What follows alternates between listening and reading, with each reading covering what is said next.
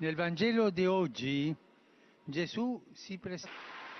Cari fratelli e sorelle, Dear brothers and sisters, today Mother's Day is celebrated in many countries. I would like to send a warm greeting to all the mothers. An applause for all mothers. ringraziandoli, un applauso alle mamme, a tutte.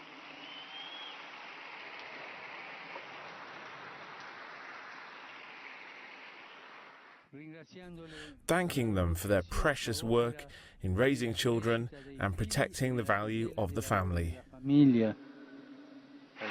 My mom means to me like this constant support. Mother's Day is a time to grab the greeting cards and gifts and do whatever you can to show mom some love.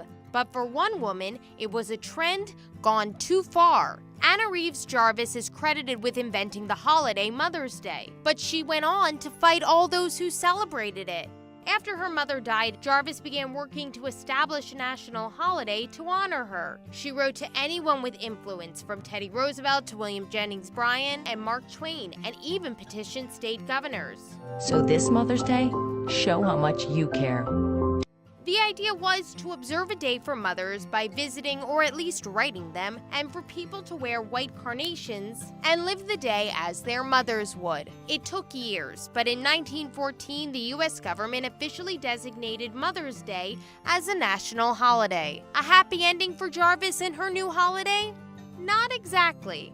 Jarvis spent the rest of her life fighting those who didn't comply with her vision for the holiday. She took on the floral and greeting card industries, charities for needy mothers, and even the U.S. Postal Service to stop what she considered to be commercializing Mother's Day. Jarvis reportedly filed more than 30 Mother's Day-related lawsuits, but nothing worked. And even as she had created a happy holiday for so many, the end of Jarvis's own life was a sad one. She died alone and destitute in an institution. Honor thy father and thy mother, that thy days may be long upon the land which the Lord thy God giveth thee. Honoring mothers for the role they play in our lives can't be something new. And of course, mothers have been revered throughout history. The tradition dates back to pagan celebrations in ancient Greece and Rome. In both cultures, mother goddesses were worshipped during the springtime with religious festivals.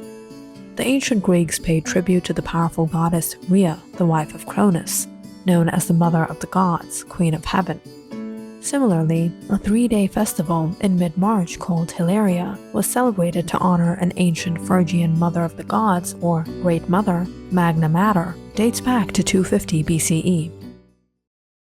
Down the line in the 17th century, England celebrated a day called Mothering Sunday, on the 4th Sunday of Lent. The day was set aside for all the mothers in England and servants who lived at their employers' residence. A common practice at the time, were encouraged to go home and spend the day with their mothers. Some families would enjoy a mothering cake or carlings, pancakes made of steeped peas, as part of the celebration. As Christianity spread throughout Europe, the Mothering Sunday celebration changed to honor the Mother Church, the spiritual power that gave Christians life and protected them from harm. The celebration eventually merged so that people honored both their mothers and the church. Now coming to the 1900s, the first Mother's Day we know it as was on May 10th, 1908.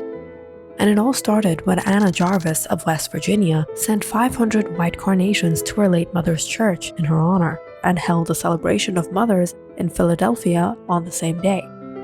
By 1914, the holiday had taken off in cities and states around the country, and President Woodrow Wilson officially designated the second Sunday in May as Mother's Day. Matthew 15. Then came to Jesus scribes and Pharisees which were of Jerusalem, saying, Why do thy disciples transgress the tradition of the elders? For they wash not their hands when they eat bread. But he answered and said unto them, Why do ye also transgress the commandment of God by your tradition? For God commanded, saying, Honour thy father and mother, and he that curseth father or mother, let him die the death. But ye say, Whosoever shall say to his father or his mother, It is a gift, by whatsoever thou mightest be profited by me, and honour not his father or his mother, he shall be free. Thus have ye made the commandment of God of none effect by your tradition. Ye hypocrites, well did Isaiah prophesy of you, saying, This people draweth nigh unto me with their mouth, and honoureth me with their lips, but their heart is far from me. But in vain they do worship me, teaching for doctrines the commandments